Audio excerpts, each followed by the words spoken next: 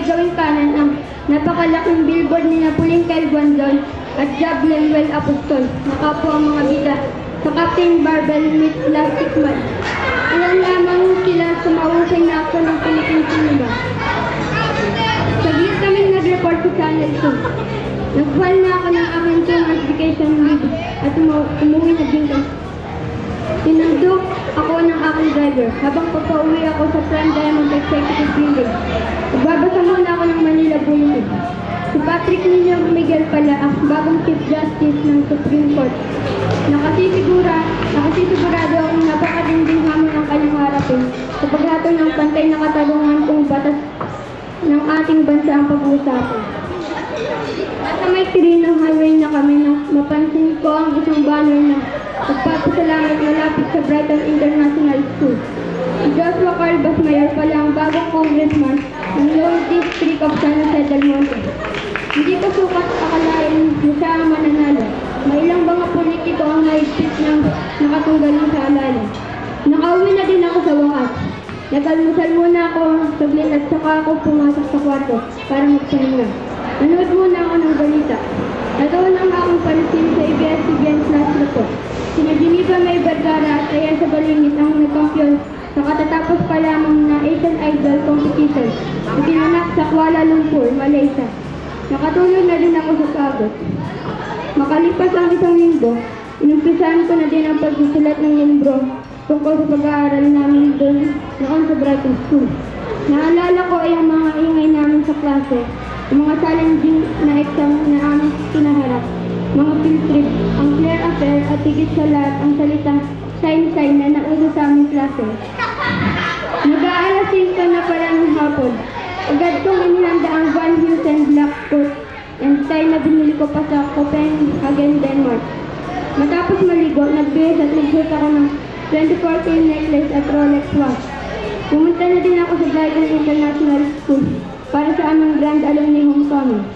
Halos kompleto na din pala ang aking mga kamag-aral na dumating. Si James Patrick Bagtik pala ang bagong school administrator ng aming paaralan. Sadyang pinaghandaan niya ang aming pagdating.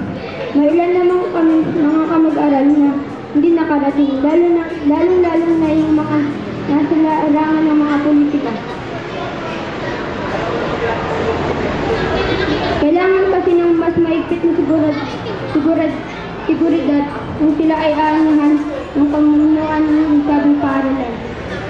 Naging masaya ang aming grand alumni homecoming. Nadagdagan din ang aking isusulat sa aklat dahil sa mga kwentong binahagi sa akin ang aking mga dating kamag-aral. Alas 3 ng hapon, araw ng linggo, pumunta ako sa Baywalk of Asia sa Rojas Boulevard. Dito kasi ako madalas nag-aanik sa tuwing nais kong magpahinga. Napansin ko ang mag-asawa na nakaupo sa isang bench. Sweet na sweet sila isa't isa habang pinagmamasdan nila ang paglubog ng araw sa Manila Bay. Sina Miss Mariel pala at Teacher Melvin ang nagpapambuya. Nagulat ako sa aking nakita na ugaling ko ang aking tingin sa Manila Bay. Isang napakalaking tsunami palang paparating sa kinaroroonan namin. Napasigaw ako nang makaramdam malamig sa aking katawan. Bigla akong napalukso. Nabitiwan pala ni Tikson ang isang galon niyang tubig kung kaya't natapon ito sa akin. Napatawa ko ng malakas na hindi ko nagawang magalit dahil sa ganda ng aking panaginip. Maaaring dumating ang panahon na lahat kami ay magaganda ng katayuan sa buhay. Hindi man may katuparan ang nasa aking panaginip. Magagalak naman ako kung lahat kami ay itagumpay at kilala sa iba't ibang larangan. Maraming salamat po at magandang gabi. Lilia Capuso, kapasalukuyan na ako, Medical Directress ng Michelle Obama International Hospital dito sa New York, USA. At Green Guard holder na dito sa bansang Estados Unidos. Sa wakas ay pinayagan ako ng pamunuan ng ospital na makauwi ng Pilipinas para sa 2 buwan kong bakasyon. Sa kauna-unahang pagkakataon din ay makadadalo na ako sa aming Grand Alumni Homecoming sa dating Brighton School na ngayon ay Brighton International University. Matapos kong maimpake ang aking mga gamit at ilang mga pasulubong na iuuwi ko sa Pilipinas, sabit akong nanood ng TV. Inilipat ko ito sa CBN chat. 14 para manood ng balita, subalit hindi pa pala tapos ang live coverage ng Miss Universe 2021 na ginaganap sa bansang Libya. Kabilang pala sa Pilipinas sa top 3, ang si Miss Philippines sa top 3, kung saan isa siya sa maaaring manalo. Unang tinawag ang second runner-up na nagmula sa bansang Costa Rica. Dalawa na lamang ang natitira, sina Miss Dominican Republic at Miss Philippines. Hindi ako makapaniwala sa binanggit ng host. And our new Miss Universe 2021 is Miss Philippines, Kathleen Joyce R. Torres. Si Kathleen ay isa sa aking mga naging kaibigan noong ako ay nasa high school pa lamang. Sobrang laki na ng kanyang pinagbago at talagang nakabibidhani na ang kanyang ganda. Dinalang na rin ako ng antok matapos ang programa. Kinabukasan, maaga akong pumunta sa George W. Bush International Airport. Ito ang pinakabago at pinakamodernong paliparan sa buong mundo. Pagkababa ko ng taxi, agad kong napansin ang kumpol ng tao at may ilang mga taga-media na nagmula pa sa iba't ibang bansa. May ilan din na nagpapakuha ng larawan sa isang bagong kampiyon sa katatapos lamang ng World Heavyweight Competition, kilala rin sa ating bansa ang sikat na boksingero bilang Wapakman o Mike Tyson ng Pilipinas. Walang iba kundi si Romeo Augustus Cesar Guapos. Akalain mo ang dating tampulan ng tukso sa paaralan ay siya na ngayong nagbibigay ng karangalan sa ating bansa. Dahil sa dami ng tao ay hindi ko na nagawang sa kanya. Sa halip, pumasok na lamang ako sa airport para mag-check-in. Habang ako ay nasa lobby ng airport ay may isang lalaki na nakasuot ng Lacoste na t-shirt at hapit na hapit sa kanyang pangangatawan. Si John Gabriel Apostol pala ang Air Force Aircraft Mechanics ng Air Force One.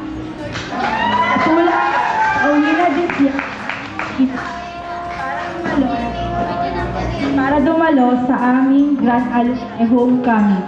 Inanyayahan niya ako nang magkape sa isang coffee shop. Doon namin muling nakita sina Paula Angel Ebin, ang General Manager ng Figaro Coffee Shop, at si Mary Rose Bukod na ngayon ay isa ng account executive ng nasabing kumpanya. Sa susunod na araw din pala sila.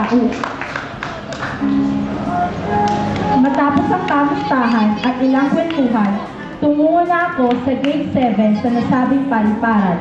May isang oras na pala bago mag-boarding sa eroplano, kaya naupo muna ako sa isang bench habang naghihintay. Lumapit sa akin ang bagong kasal na sina Glenliv at Mamanaw, ang bagong presidente ng Sari-Saring Abubot Incorporation, at si Charis Bagkud, ang franchise owner ng Delia's Tea House, na bagong bukas sa lungsod na San Jose del Monte. Galing pala sila sa Bahamas para sa isang buwan nilang bakasyon at connecting flight sila pabalik ng Pilipinas. Nakasakay na din ako ng Philippine Airlines Flight PR-167. Muli kong nakita si Nakisaya May Lim, isa sa mga stewardess ng nasabing aeroplano, at ang piloto nito na si Jasper De Leon. Akalain mo halos lahat na yata kami ay magaganda ang katayuan sa buhay. Mula sa 14 na oras na biyahe, nakarating na din ako ng Pilipinas.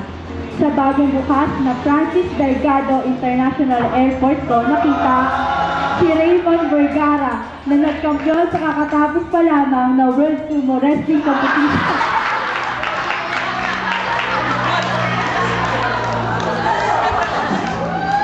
Sa Nagoya, Japan, at siya din ay kilalang astronaut sa bansang Russia. Dahil sa dami ng tao sa arrival area ng FDIA, ay hindi ko na nagawa lumapit sa kanya. Sunod-sunod na din kasi ang flash ng camera ng mga media men at kasabay na ng ambos interview. Sinundo na din ako ng driver at agad kaming umalis pa uwi sa Bulacan. Habang traffic sa EDSA, natuon ang aking pansin sa isang malaking billboard sa may tulay ng Guadalupe. Si Daniel Edric Sigua, ang bagong product endorser ng Likas Papaya Soap Camote Extra. kung saan leading lady niya ang bagong kapamilya na si Alexandra Eunice Alzaga na galing sa Kapuso Network. Makalipas ang halos 2 oras na biyahe ay nakarating na din ako sa may tulay ng Sapang Alat. Sadyang napakalaki na ng pinagbago ng lungsod ng San Jose del Monte.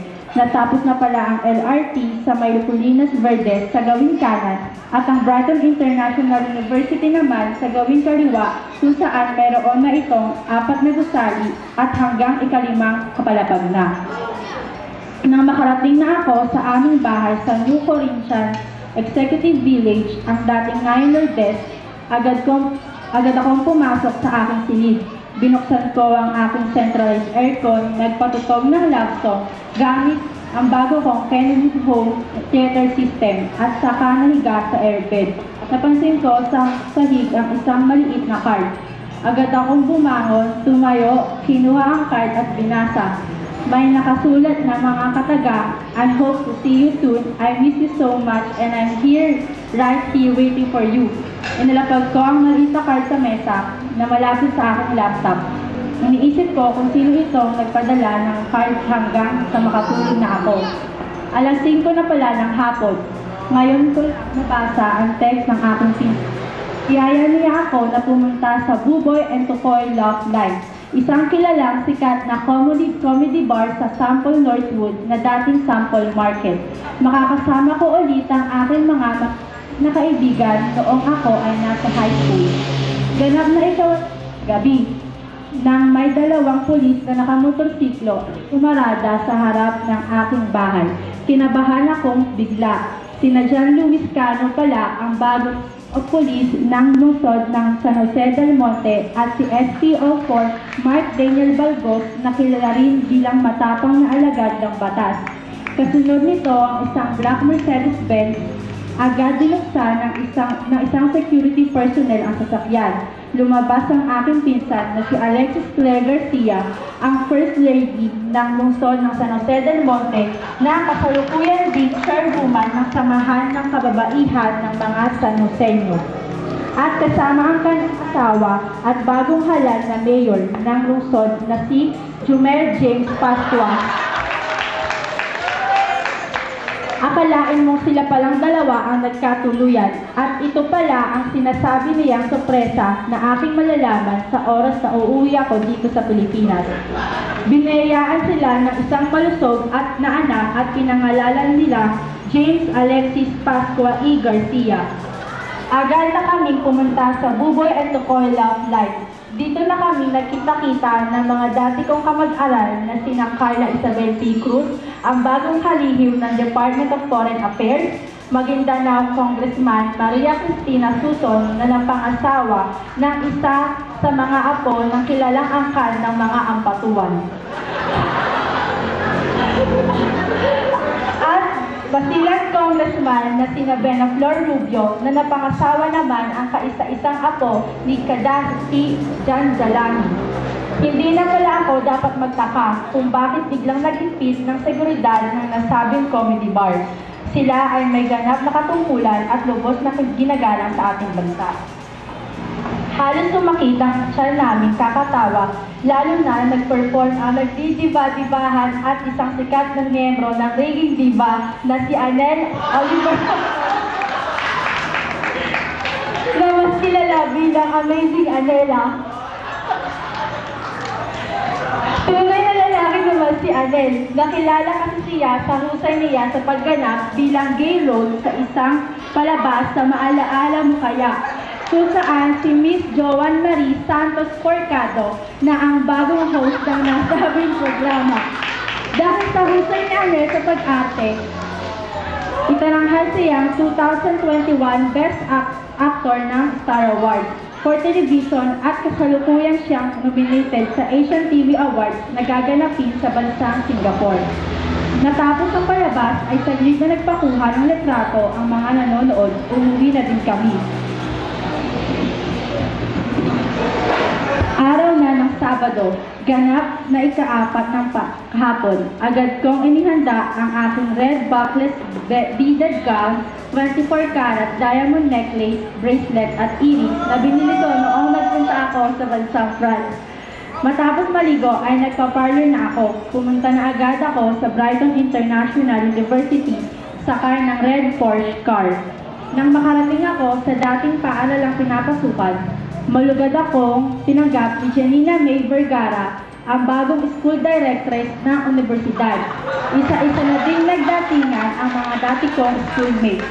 Halos isang oras na din ang nakalipas matapos mag-umpisa ang programa. Subalit, hindi ko pa nakikita ang dati kong kapag-aral.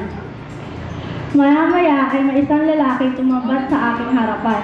Makisig ang pangangatawan, nakasuot ng Mark and Spencer turtleneck at amoy Hugo Boss Extreme. Nabigla ako sa kanya sinabi,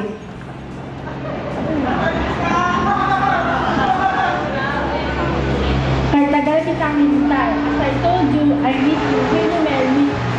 Si Japet Samuel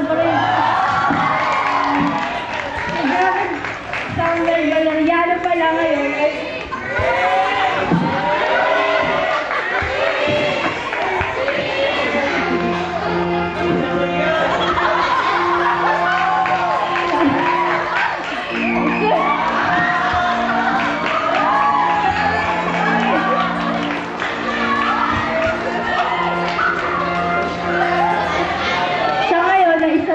captain ng barko MV Janet Maya cruise ship.